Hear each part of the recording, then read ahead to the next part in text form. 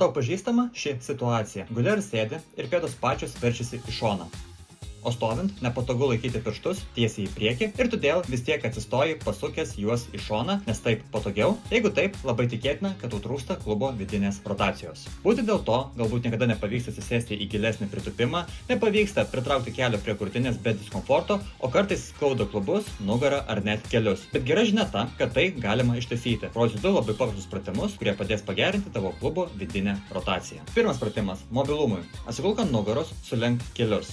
Leis vienam keliui kristi į vidų link grindų, neleidžiant klubui pakilti. Laikyk porą sekundžių, grąžink atgal. Pakartok po 15 kartų kiekvienai kojai. Antras pratimas – stiprinimui. Atsigulk ant nugaros, kojas ištiesk. Pasuk vieną koją į vidų tiek, kiek gali. Ir laikydamas ją pasukta, pabandyk pakelti nuo grindų.